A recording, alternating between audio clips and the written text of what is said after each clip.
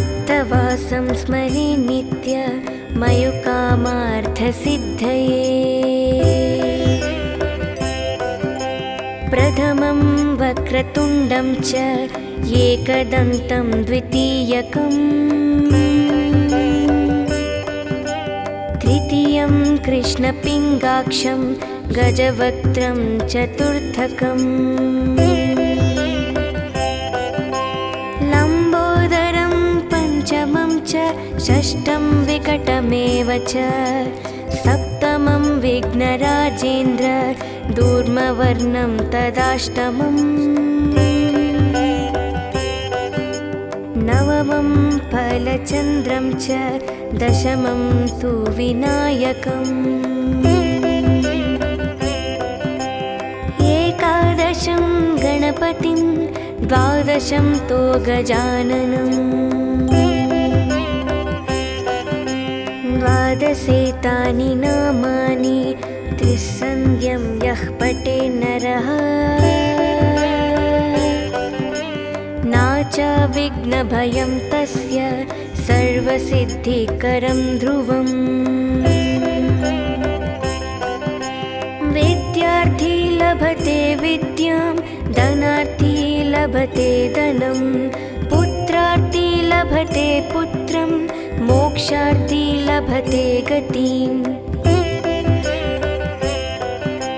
जपेत् गणपतिस्तोत्रं शतभिर्मासे वित्फलं लभेत्, संवत्सरेण सिद्धिं च लभते नत्र संशयः।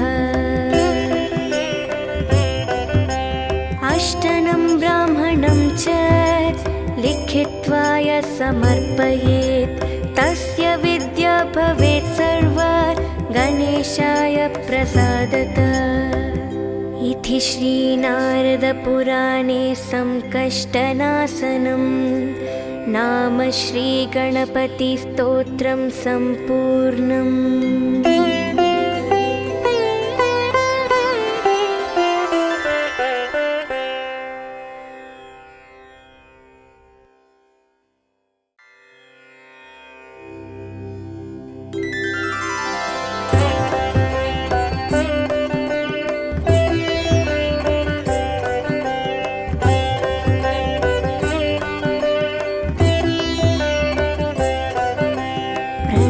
शिरसा देवं गौरीपुत्रं विनायकम्, भक्तवासं स्मरे नित्य मयुकामार्थसिद्धये।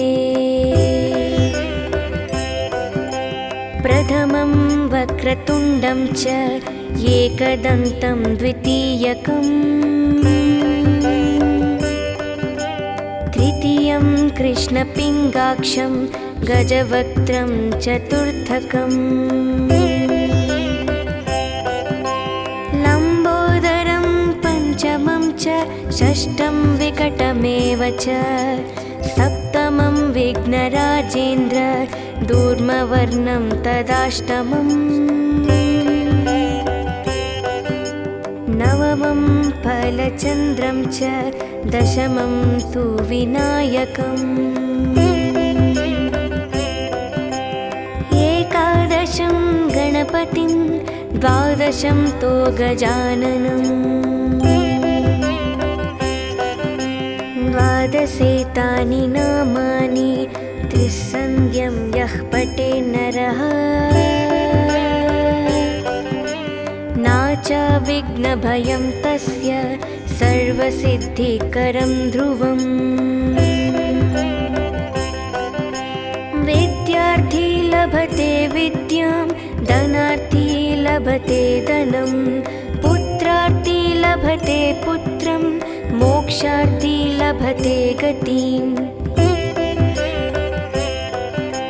जपेत् गणपतिस्तोत्रं शतभिर्मासे वित्फलं लभेत्, संवत्सरेण सिद्धिं च लभते नत्र संशयः।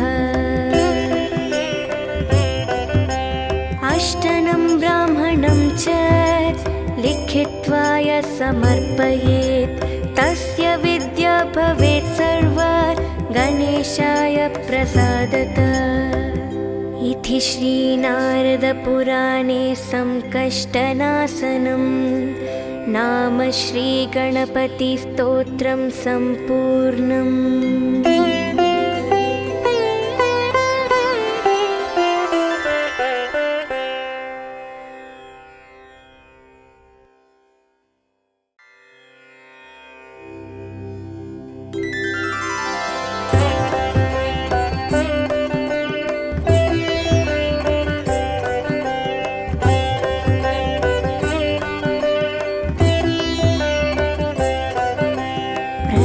शिरसा देवं गौरीपुत्रं विनायकम्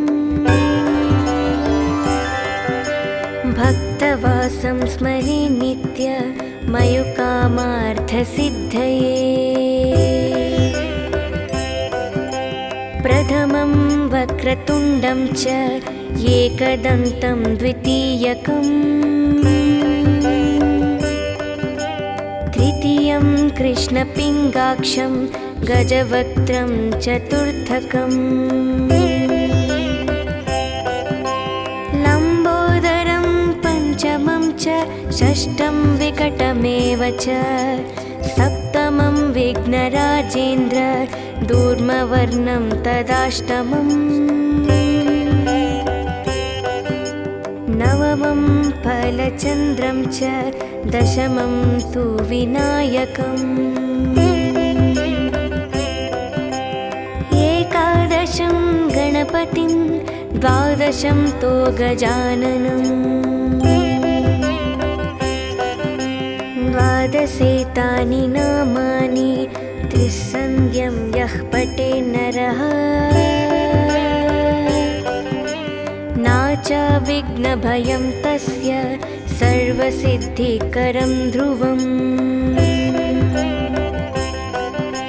विद्यार्थी लभते विद्यां धनार्थी लभते धनं पुत्रार्थी लभते पुत्रं मोक्षार्थी लभते गतिम्। जपेत् गणपतिस्तोत्रम् षड्भिर्मासे वित्फलं लभेत् संवत्सरेण सिद्धिं च लभते नत्र संशयः। अष्टनं ब्राह्मणं च लिखित्वा यः समर्पयेत् तस्य विद्या भवेत् सर्वा गणेशाय प्रसादतः। इति श्रीनारदपुराणे संकष्टनाशनं नाम श्रीगणपतिस्तोत्रं सम्पूर्णम्।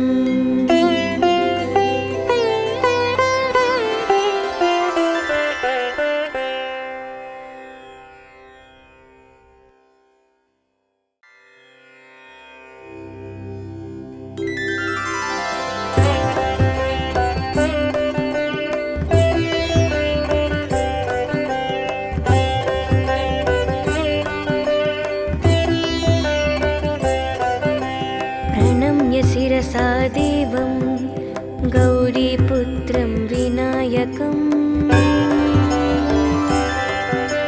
भक्तवासं स्मरे नित्य मयुकामार्थसिद्धये। प्रथमं वक्रतुण्डं च एकदन्तं द्वितीयकम् तृतीयं कृष्णपिङ्गाक्षं गजवक्त्रं चतुर्थकम् लम्बोदरं पञ्चमं च षष्ठं विकटमेव च सप्तमं विघ्नराजेन्द्र दूर्मवर्णं तदाष्टमम् नवमं फलचन्द्रं च दशमं तु विनायकम् एकादशं गणपतिं द्वादशं तो गजाननम् द्वादशेतानि नामानि त्रिसन्ध्यं यः पठे नरः च विघ्नभयं तस्य सर्वसिद्धिकरं ध्रुवम् विद्यार्थी लभते विद्यां धनार्थी लभते धनं पुत्रार्थी लभते पुत्रं मोक्षार्थी लभते गतिम् जपेत् गणपतिस्तोत्रं शतभिर्मासे वित्फलं लभेत् संवत्सरेण सिद्धिं च लभते नत्र संशयः अष्टनं ब्राह्मणं च लिखित्वा यः समर्पयेत् तस्य विद्या भवेत् सर्वा गणेशाय प्रसादतः इति श्रीनारदपुराणे संकष्टनाशनं नाम श्रीगणपतिस्तोत्रं सम्पूर्णम्।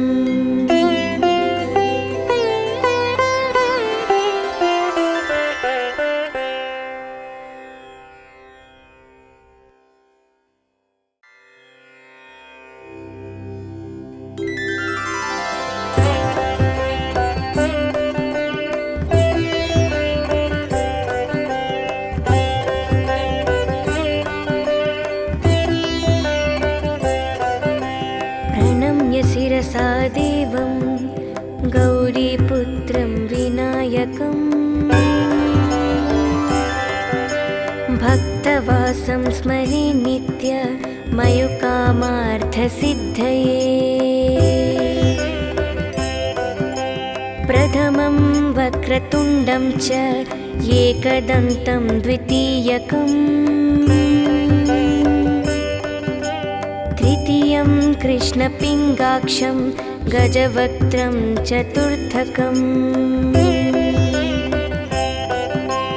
लम्बोदरं पञ्चमं च षष्ठं विकटमेव च सप्तमं विघ्नराजेन्द्र दूर्मवर्णं तदाष्टमम्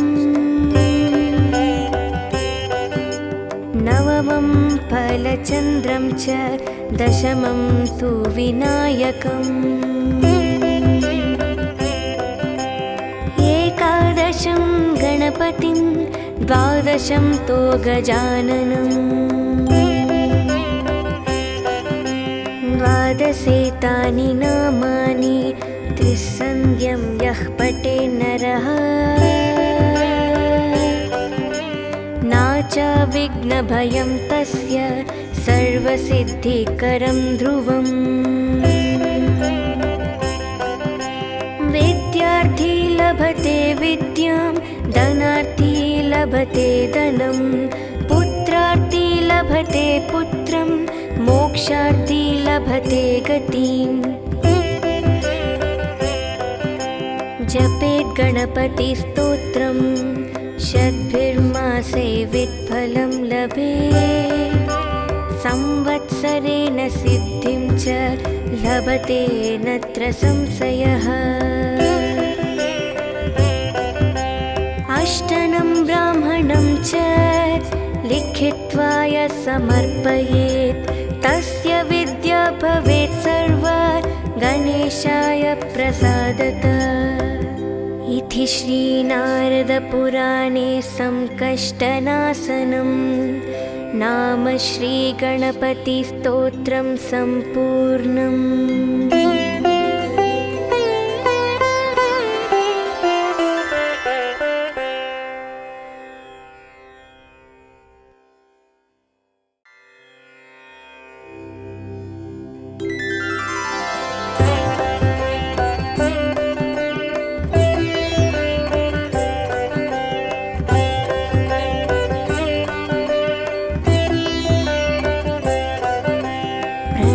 शिरसा देवं गौरीपुत्रं विनायकम् भक्तवासं स्मरे नित्य मयुकामार्थसिद्धये प्रथमं वक्रतुण्डं च एकदन्तं द्वितीयकम् तृतीयं तृतीयं कृष्णपिङ्गाक्षं गजवक्त्रं चतुर्थकम् लम्बोदरं पञ्चमं च षष्ठं विकटमेव च सप्तमं विघ्नराजेन्द्र दूर्मवर्णं तदाष्टमम् नवमं फलचन्द्रं च दशमं तु विनायकम् एकादशं गणपतिं द्वादशं तो गजाननम् द्वादशेतानि नामानि त्रिसन्ध्यं यः पठे नरः नाच विघ्नभयं तस्य सर्वसिद्धिकरं ध्रुवम् विद्यार्थी लभते विद्यां धनार्थी लभते धनं पुत्रार्थी लभते पुत्रं मोक्षार्थी लभते गतिम् जपेत् गणपतिस्तोत्रम् शतभिर्मासे वित्फलं लभेत् संवत्सरेण सिद्धिं च लभते नत्र संशयः अष्टनं ब्राह्मणं च लिखित्वा यः समर्पयेत् तस्य विद्या भवेत् सर्वा गणेशाय प्रसादतः इति श्रीनारदपुराणे संकष्टनाशनं नाम श्रीगणपतिस्तोत्रं सम्पूर्णम्।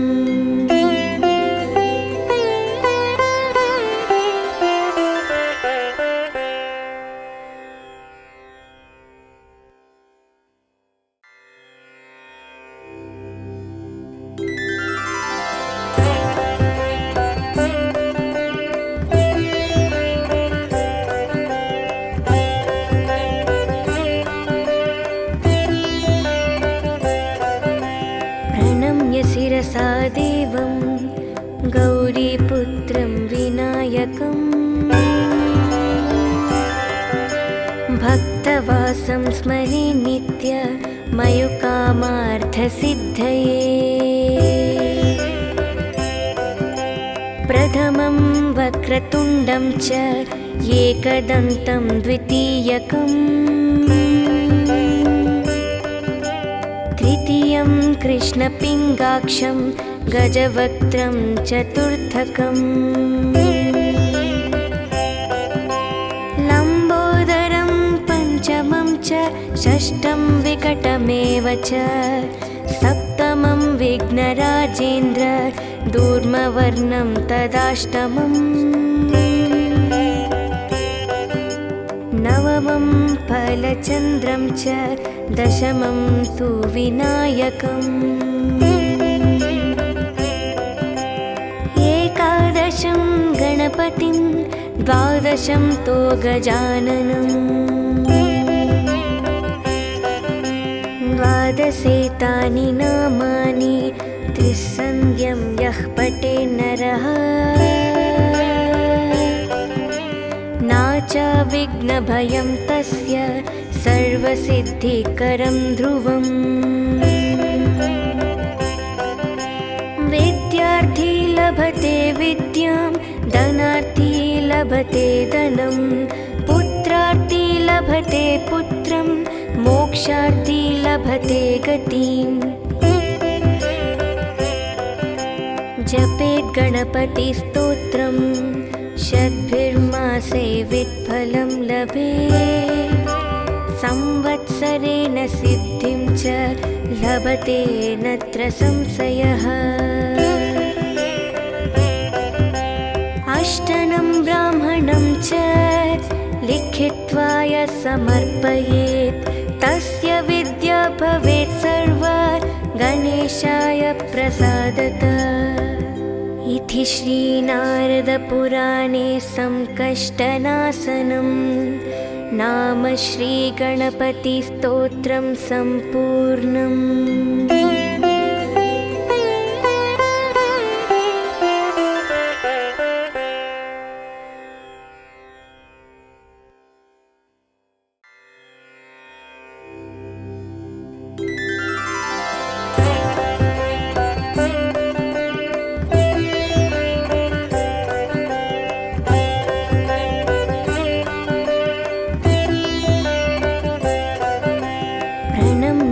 प्रसादेवं गौरीपुत्रं विनायकम् भक्तवासं स्मरे नित्य मयुकामार्थसिद्धये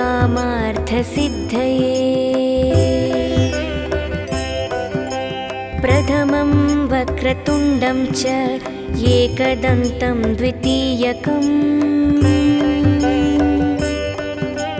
तृतीयं कृष्णपिङ्गाक्षं गजवक्त्रं चतुर्थकम् लम्बोदरं पञ्चमं च षष्ठं विकटमेव च सप्तमं विघ्नराजेन्द्र दूर्मवर्णं तदाष्टमम् नवमं फलचन्द्रं च दशमं तु विनायकम् एकादशं गणपतिं द्वादशं तो गजाननम् द्वादशेतानि नामानि त्रिसन्ध्यं यः पठे नरः नाच विघ्नभयं तस्य सर्वसिद्धिकरं ध्रुवम् विद्यार्थी लभते विद्यां धनार्थी लभते धनं पुत्रार्थी लभते पुत्रं मोक्षार्थी लभते गतिम् जपेत् गणपतिस्तोत्रं शतभिर्मासे वित्फलं लभेत् संवत्सरेण सिद्धिं च लभते नत्र संशयः अष्टनं ब्राह्मणं च लिखित्वा यः समर्पयेत् तस्य विद्या भवेत् सर्वा गणेशाय प्रसादतः इति श्रीनारदपुराणे संकष्टनाशनं नाम श्रीगणपतिस्तोत्रं सम्पूर्णम्।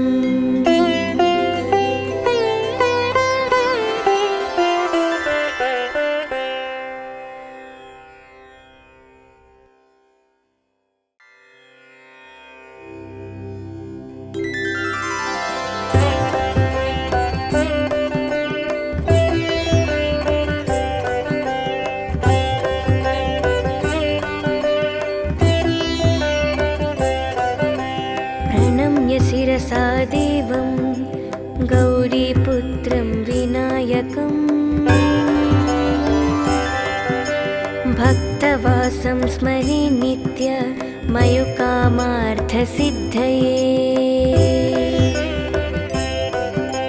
प्रथमं वक्रतुण्डं च एकदन्तं द्वितीयकम् तृतीयं कृष्णपिङ्गाक्षं गजवक्त्रं चतुर्थकम् लम्बोदरं पञ्चमं च षष्ठं विकटमेव च सप्तमं विघ्नराजेन्द्र दूर्मवर्णं तदाष्टमम् नवमं फलचन्द्रं च दशमं तु विनायकम् एकादशं गणपतिं द्वादशं तो गजाननम्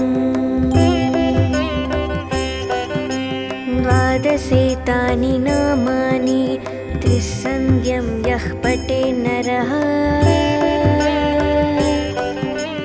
नाच विघ्नभयं तस्य सर्वसिद्धिकरं ध्रुवम् विद्यार्थी लभते विद्यां धनार्थी लभते धनं पुत्रार्थी लभते पुत्रं मोक्षार्थी लभते गतिम् जपेत् गणपतिस्तोत्रं शतभिर्मासे वित्फलं लभेत् संवत्सरेण सिद्धिं च लभते नत्र संशयः अष्टनं ब्राह्मणं च लिखित्वा यः समर्पयेत् तस्य विद्या भवेत् सर्वा गणेशाय प्रसादतः। इति श्रीनारदपुराणे संकष्टनाशनं नाम श्रीगणपतिस्तोत्रं सम्पूर्णम्।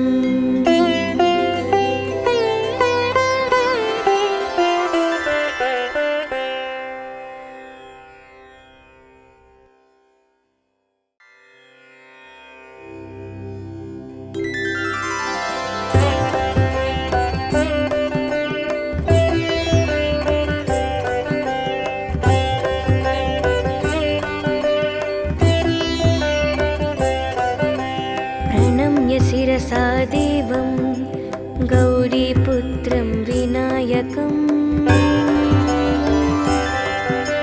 भक्तवासं स्मरे नित्य मयुकामार्थसिद्धये। प्रथमं वक्रतुण्डं च एकदन्तं द्वितीयकम् तृतीयं कृष्णपिङ्गाक्षं गजवक्त्रं चतुर्थकम् लम्बोदरं पञ्चमं च षष्ठं विकटमेव च सप्तमं विघ्नराजेन्द्र दूर्मवर्णं तदाष्टमम् नवमं फलचन्द्रं च दशमं तु विनायकम् एकादशं गणपतिं द्वादशं तो गजाननम् द्वादशेतानि नामानि त्रिसन्ध्यं यः पठे नरः नाचा विघ्नभयं तस्य सर्वसिद्धिकरं ध्रुवम्। विद्यार्थी लभते विद्यां धनार्थी लभते धनं पुत्रार्थी लभते पुत्रं मोक्षार्थी लभते गतिम्।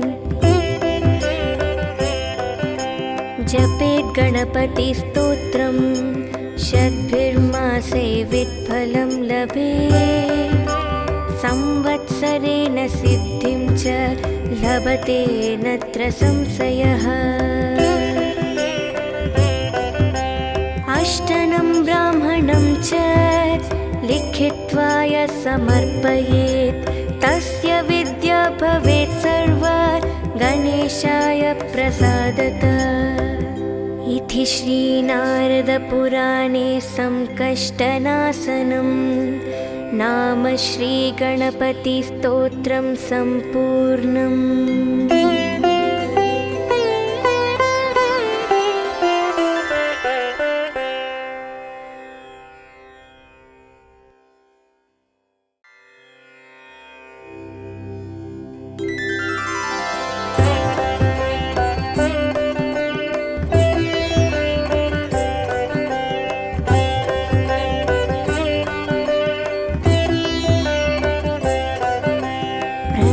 शिरसा देवं गौरीपुत्रं विनायकं भक्तवासं स्मरे नित्य मयुकामार्थसिद्धये। प्रथमं वक्रतुण्डं च एकदन्तं द्वितीयकम्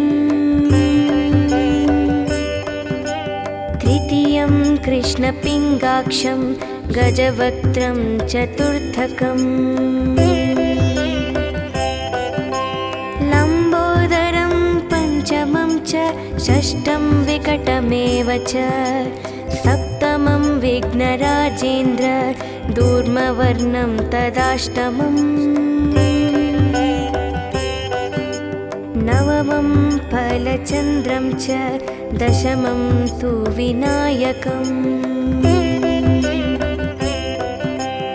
एकादशं गणपतिं द्वादशं तो गजाननम्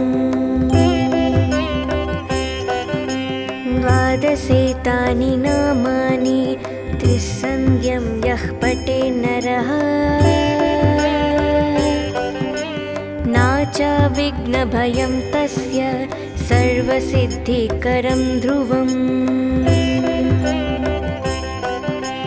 विद्यार्थी लभते विद्यां धनार्थी लभते धनं पुत्रार्थी लभते पुत्रं मोक्षार्थी लभते गतिम् जपेत् गणपतिस्तोत्रं शतभिर्मासे वित्फलं लभेत् संवत्सरेण सिद्धिं च लभते नत्र संशयः अष्टनं ब्राह्मणं च लिखित्वा यः समर्पयेत् तस्य विद्या भवेत् सर्वा गणेशाय प्रसादतः इति श्रीनारदपुराणे संकष्टनाशनं नाम श्रीगणपतिस्तोत्रं सम्पूर्णम्।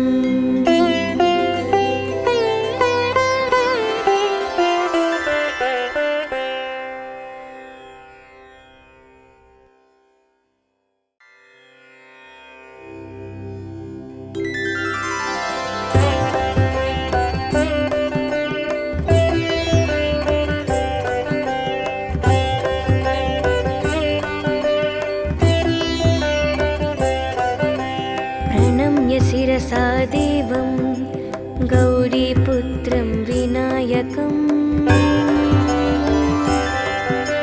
भक्तवासं स्मरे नित्य मयुकामार्थसिद्धये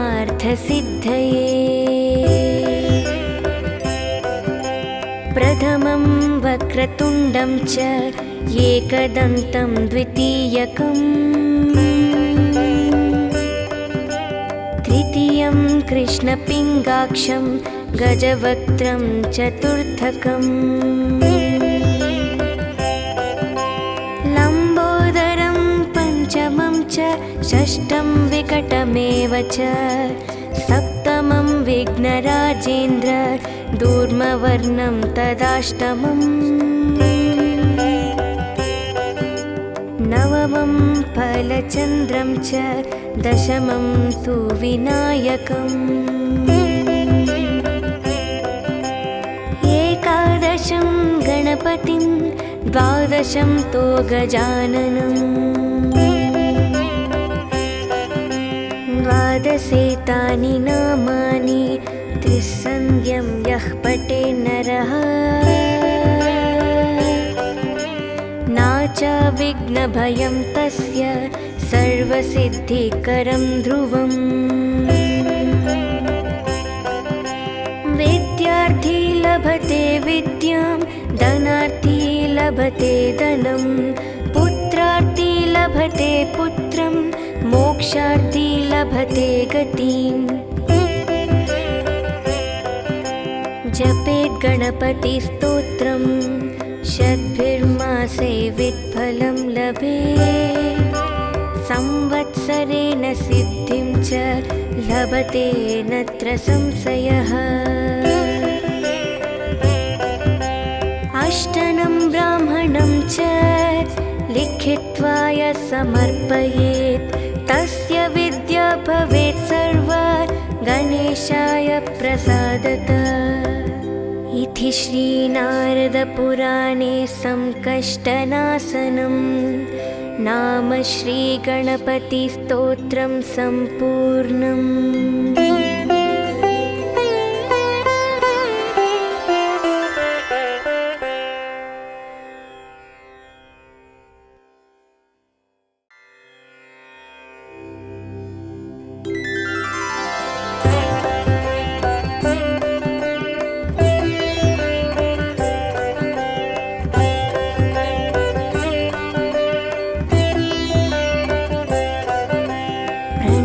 शिरसा देवं गौरीपुत्रं विनायकं भक्तवासं स्मरे नित्य मयुकामार्थसिद्धये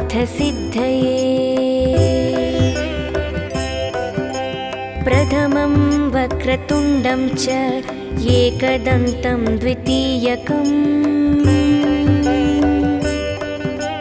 तृतीयं कृष्णपिङ्गाक्षं गजवक्त्रं चतुर्थकम् लम्बोदरं पञ्चमं च षष्ठं विकटमेव च सप्तमं विघ्नराजेन्द्र दूर्मवर्णं तदाष्टमम् नवमं फलचन्द्रं च दशमं तु विनायकम्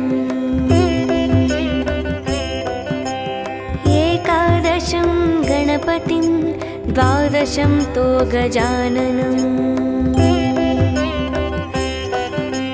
द्वादशेतानि नामानि त्रिसन्ध्यं यः पठे नरः नाचा विघ्नभयं तस्य सर्वसिद्धिकरं ध्रुवम् विद्यार्थी लभते विद्यां धनार्थी लभते धनं पुत्रार्थी लभते पुत्रं मोक्षार्थी लभते गतिम् जपेत् गणपतिस्तोत्रम् शतभिर्मासे वित्फलं लभेत् संवत्सरेण सिद्धिं च लभते नत्र संशयः अष्टनं ब्राह्मणं च लिखित्वा यः समर्पयेत् तस्य विद्या भवेत् सर्वा गणेशाय प्रसादतः इति श्रीनारदपुराणे संकष्टनाशनं नाम श्रीगणपतिस्तोत्रं सम्पूर्णम्।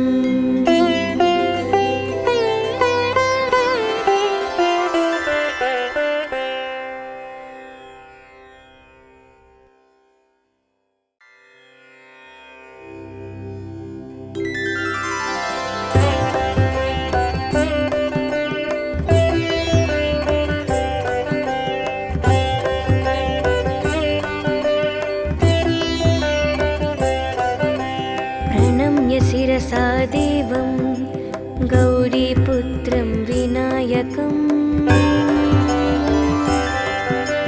भक्तवासं स्मरे नित्य मयुकामार्थसिद्धये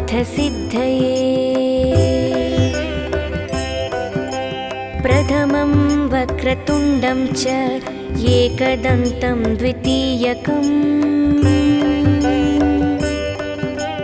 तृतीयं कृष्णपिङ्गाक्षं गजवक्त्रं चतुर्थकम् लम्बोदरं पञ्चमं च षष्ठं विकटमेव च सप्तमं विघ्नराजेन्द्र दूर्मवर्णं तदाष्टमम् नवमं फलचन्द्रं च दशमं तु विनायकम् एकादशं गणपतिं द्वादशं तो गजाननम्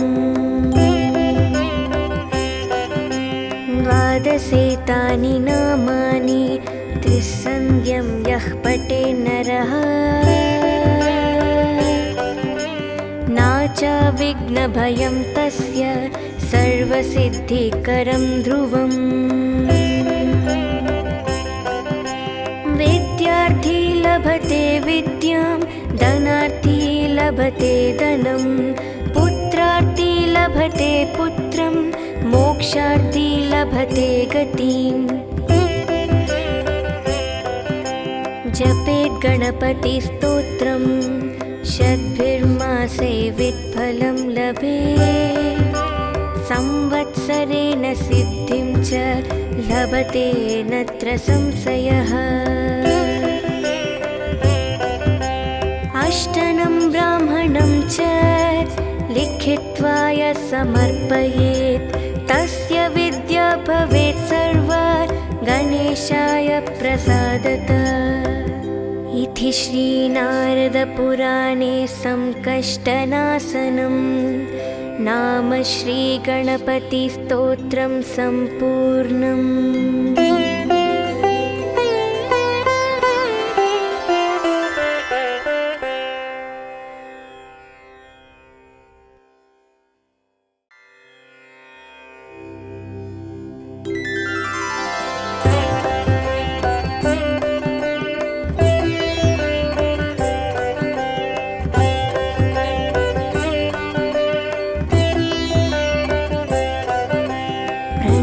शिरसा देवं गौरीपुत्रं विनायकं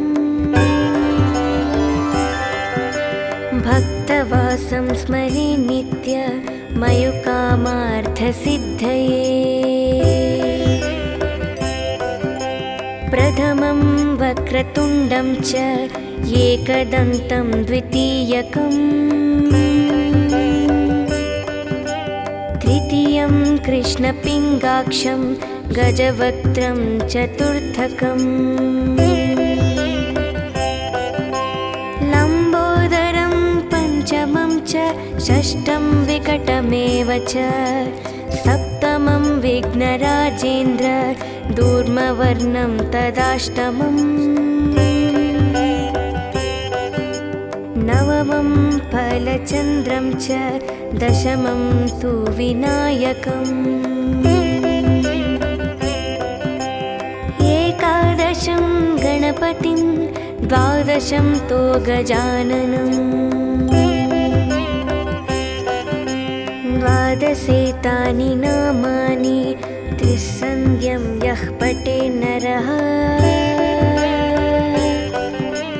नाचा विघ्नभयं तस्य सर्वसिद्धिकरं ध्रुवम्। विद्यार्थी लभते विद्यां धनार्थी लभते धनं पुत्रार्थी लभते पुत्रं मोक्षार्थी लभते गतिम्। जपेत् गणपतिस्तोत्रं षड्भिर्मासे वित्फलं लभेत् संवत्सरेण सिद्धिं च लभते नत्र संशयः। अष्टनं ब्राह्मणं च लिखित्वा यः समर्पयेत् तस्य विद्या भवेत् सर्वा गणेशाय प्रसादतः। इति श्रीनारदपुराणे संकष्टनाशनं नाम श्रीगणपतिस्तोत्रं सम्पूर्णम्।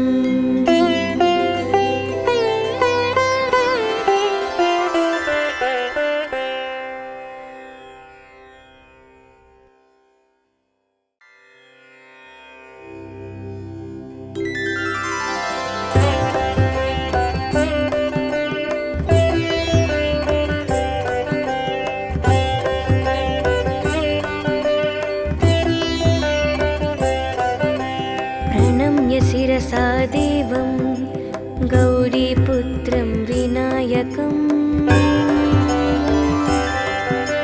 भक्तवासं स्मरे नित्य मयुकामार्थसिद्धये।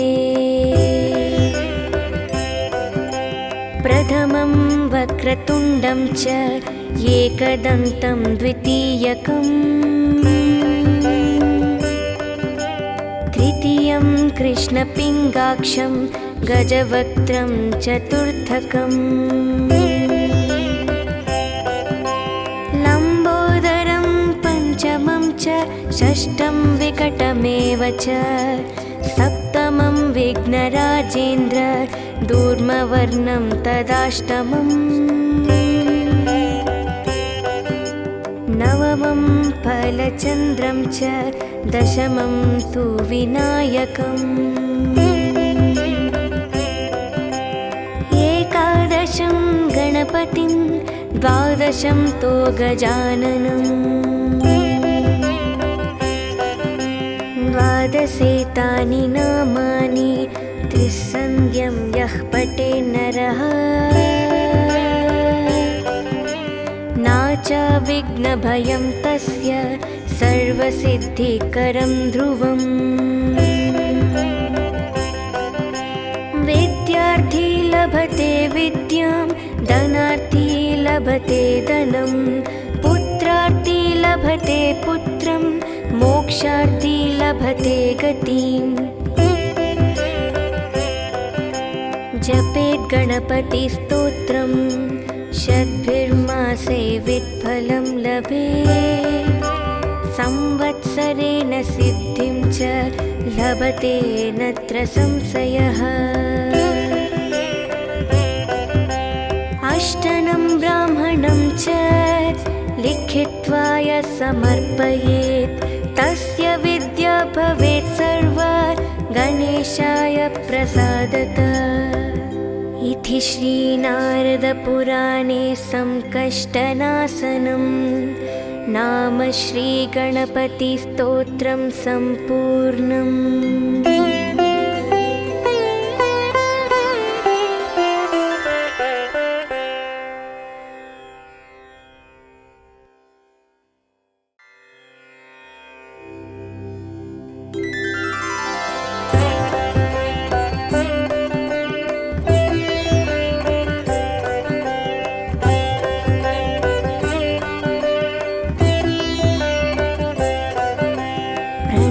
शिरसा देवं गौरीपुत्रं विनायकं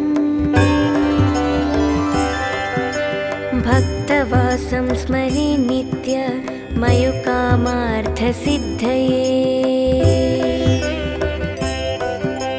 प्रथमं वक्रतुण्डं च एकदन्तं द्वितीयकम् तृतीयं कृष्णपिङ्गाक्षं गजवक्त्रं चतुर्थकम् लम्बोदरं पञ्चमं च षष्ठं विकटमेव च सप्तमं विघ्नराजेन्द्र दूर्मवर्णं तदाष्टमम् नवमं फलचन्द्रं च दशमं तु विनायकम् एकादशं गणपतिं द्वादशं तु गजाननम् द्वादशेतानि नामानि त्रिसन्ध्यं यः पठेत् नरः नाचा विघ्नभयं तस्य सर्वसिद्धिकरं ध्रुवम् विद्यार्थी लभते विद्यां धनार्थी लभते धनं पुत्रार्थी लभते पुत्रं मोक्षार्थी लभते गतिम् जपेत् गणपतिस्तोत्रं शतभिर्मासे वित्फलं लभेत् संवत्सरेण सिद्धिं च लभते नत्र संशयः अष्टनं ब्राह्मणं च लिखित्वा यः समर्पयेत् तस्य विद्या भवेत् सर्वा गणेशाय प्रसादतः इति श्रीनारदपुराणे संकष्टनाशनं नाम श्रीगणपतिस्तोत्रं सम्पूर्णम्।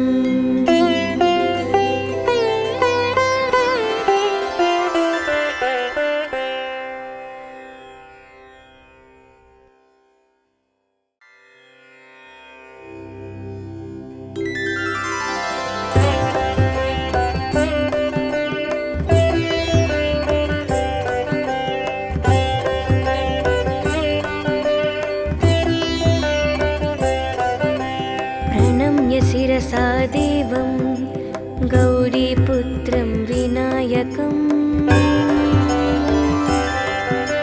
भक्तवासं स्मरे नित्य मयुकामार्थसिद्धये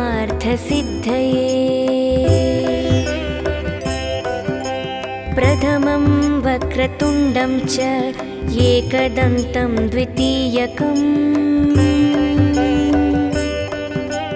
तृतीयं कृष्णपिङ्गाक्षं गजवक्त्रं चतुर्थकम् लम्बोदरं पञ्चमं च षष्ठं विकटमेव च सप्तमं विघ्नराजेन्द्र दूर्मवर्णं तदाष्टमम्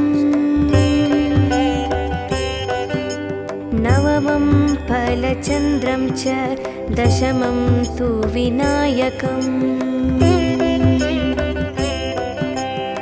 एकादशं गणपतिं द्वादशं तु गजाननम् द्वादशेतानि नामानि त्रिसन्ध्यं यः पठे नरः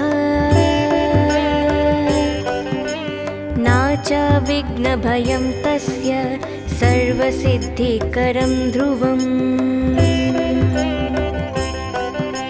विद्यार्थी लभते विद्यां धनार्थी लभते धनं पुत्रार्थी लभते पुत्रं मोक्षार्थी लभते गतिम्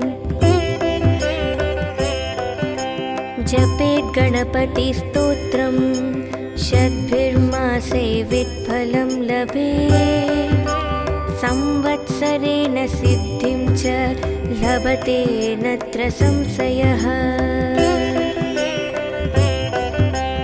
अष्टनं ब्राह्मणं च लिखित्वा यः समर्पयेत् तस्य विद्या भवेत् सर्वा गणेशाय प्रसादतः इति श्रीनारदपुराणे संकष्टनाशनं नाम श्रीगणपतिस्तोत्रं सम्पूर्णम्।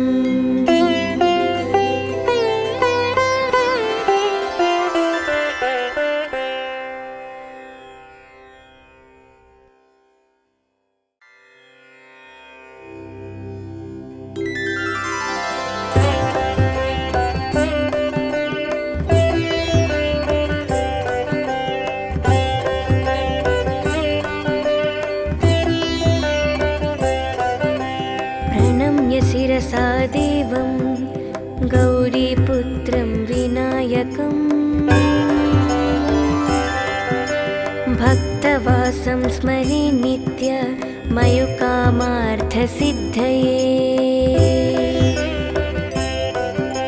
प्रथमं वक्रतुण्डं च एकदन्तं द्वितीयकम् तृतीयं कृष्णपिङ्गाक्षं गजवक्त्रं चतुर्थकम् लम्बोदरं पञ्चमं च षष्ठं विकटमेव च सप्तमं विघ्नराजेन्द्र दूर्मवर्णं तदाष्टमम् नवमं फलचन्द्रं च दशमं तु विनायकम् एकादशं गणपतिं द्वादशं तु गजाननम् द्वादशेतानि नामानि त्रिसन्ध्यं यः पठे नरः नाचा विघ्नभयं तस्य सर्वसिद्धिकरं ध्रुवम् विद्यार्थी लभते विद्यां धनार्थी लभते धनं पुत्रार्थी लभते पुत्रं मोक्षार्थी लभते गतिम् जपेत् गणपतिस्तोत्रम् शतभिर्मासे वित्फलं लभेत् संवत्सरेण सिद्धिं च लभते नत्र संशयः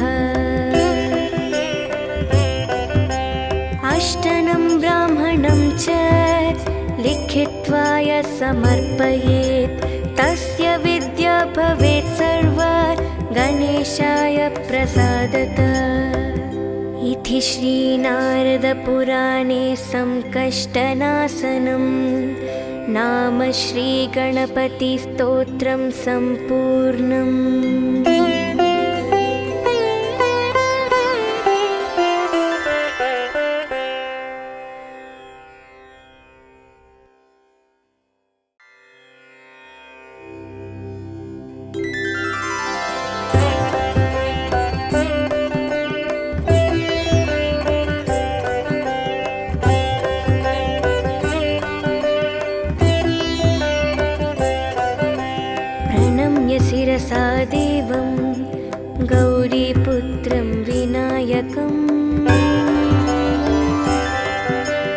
भक्तवासं स्मरे नित्य मयुकामार्थसिद्धये। प्रथमं वक्रतुण्डं च एकदन्तं द्वितीयकम्, तृतीयं कृष्णपिङ्गाक्षं गजवक्त्रं चतुर्थकम्,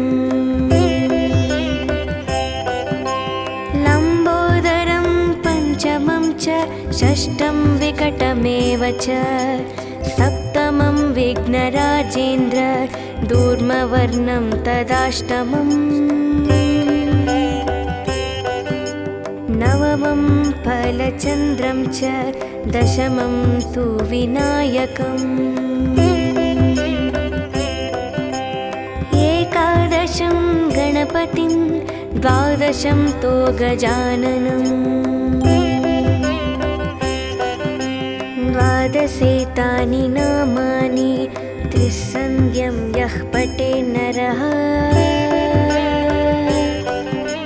नाचा विघ्नभयं तस्य सर्वसिद्धिकरं ध्रुवम्। विद्यार्थी लभते विद्यां, धनार्थी लभते धनं, पुत्रार्थी लभते पुत्रं, मोक्षार्थी लभते गतिम्। जपेत् गणपतिस्तोत्रं शतभिर्मासे वित्फलं लभेत्, संवत्सरेण सिद्धिं च लभते नत्र संशयः। अष्टनं ब्राह्मणं च लिखित्वा यः समर्पयेत्, तस्य विद्या भवेत् सर्वा गणेशाय प्रसादतः।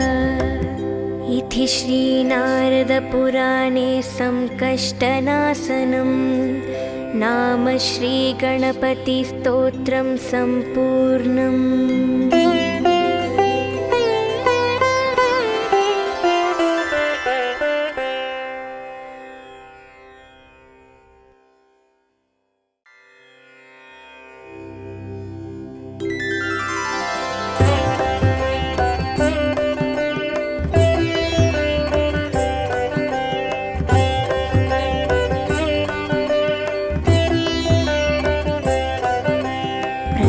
शिरसा देवं गौरीपुत्रं विनायकम्,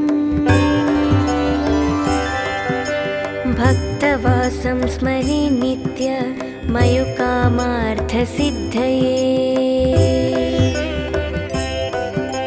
प्रथमं वक्रतुण्डं च एकदन्तं द्वितीयकम्, तृतीयं कृष्णपिङ्गाक्षं गजवक्त्रं चतुर्थकम्, लम्बोदरं पञ्चमं च षष्ठं विकटमेव च, सप्तमं विघ्नराजेन्द्र दूर्मवर्णं तदाष्टमम्, नवमं फलचन्द्रं च दशमं तु विनायकम्, एकादशं गणपतिं द्वादशं तु गजाननम्, द्वादशेतानि नामानि त्रिसन्ध्यं यः पठे नरः, नाचा विघ्नभयं तस्य सर्वसिद्धिकरं ध्रुवम्। विद्यार्थी लभते विद्यां, धनार्थी लभते धनं, पुत्रार्थी लभते पुत्रं, मोक्षार्थी लभते गतिम्। जपेत् गणपतिस्तोत्रं शतभिर्मासे वित्फलं लभेत्, संवत्सरेण सिद्धिं च लभते नत्र संशयः। अष्टनं ब्राह्मणं च लिखित्वा यः समर्पयेत्, तस्य विद्या भवेत् गणेशाय प्रसादतः। इति श्रीनारदपुराणे संकष्टनाशनं नाम श्रीगणपतिस्तोत्रं सम्पूर्णम्।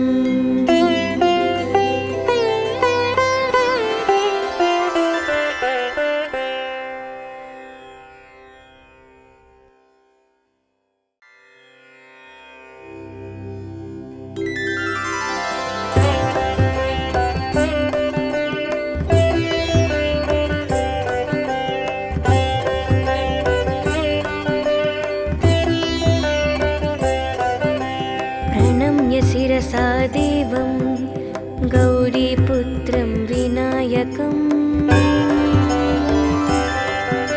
भक्तवासं स्मरे नित्य मयुकामार्थसिद्धये। प्रथमं वक्रतुण्डं च एकदन्तं द्वितीयकम्, तृतीयं कृष्णपिङ्गाक्षं गजवक्त्रं चतुर्थकम्,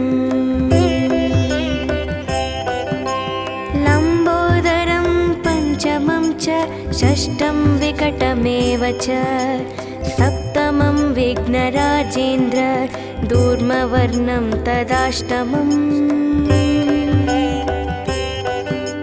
नवमं फलचन्द्रं च दशमं तु विनायकम्,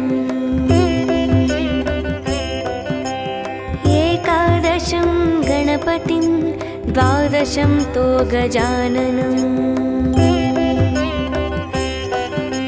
द्वादशेतानि नामानि त्रिसन्ध्यं यः पठे नरः, नाच विघ्नभयं तस्य सर्वसिद्धिकरं ध्रुवम्।